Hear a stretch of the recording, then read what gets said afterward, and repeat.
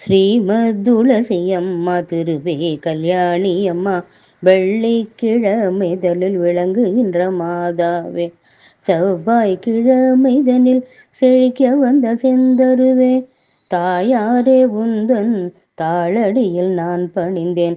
மாதாவே உந்தன் மலரடியில் நான் பணிந்தேன். பச்சை பசுமையுள்ள துளசி நமஸ்தே, பரிமளிக்கும் மூல கொழுந்தே நமஸ்தே, அற்ப பிறப்பை தவிர்ப்பாய் நமஸ்தே, அஷ்ட ஐஸ்வர்யங்கள் அளிப்பாய் நமஸ்தே, வனமாலி என்னும் மருவே நமஸ்தே, வைகுண்டவாசியுடன் மகிழ்வாய் நமஸ்தே.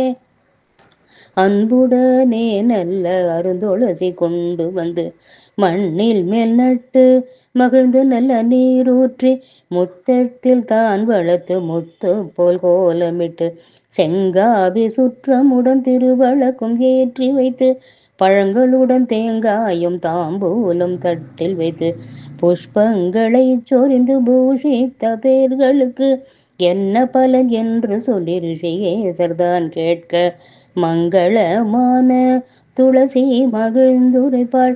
மங்களமா என்னை வைத்து மகிழ்ந்து உபாசித்தவர்க்கு தீவினையை போக்கி சிறந்த பலன் நான் அளிப்பேன். அரும்பிணியை நீக்கி அஷ்டைஸ்வர்யம் நான் அளிப்பேன்.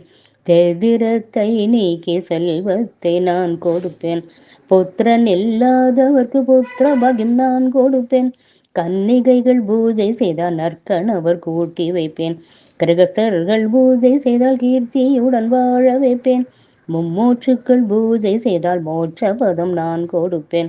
கோடிக்காராம் பசுவை கன்றுடனே கொண்டு வந்து கொம்புக்கு பொன் வைத்து குளம்படிக்கு வெள்ளி கட்டி கங்கை கரைதனிலே கிரகண புண்ணிய காலத்தில் வாலுருவியந்தனர்க்கு மகதானம் செய்த பலன் நான் அளிப்பேன் என்று சொல்லி நாயகியும் சொல்லலுமே. அப்படியே ஆகும் என்று திருமாலறிக்கையிட்டார். இப்படியே அன்புடனே ஏற்றே தொழுதவர்கள் அற்புதமாய் வாழ்ந்திடுவார். பரதேவி தன் அருளால் பாக்கியங்கள் தாரும் அம்மா.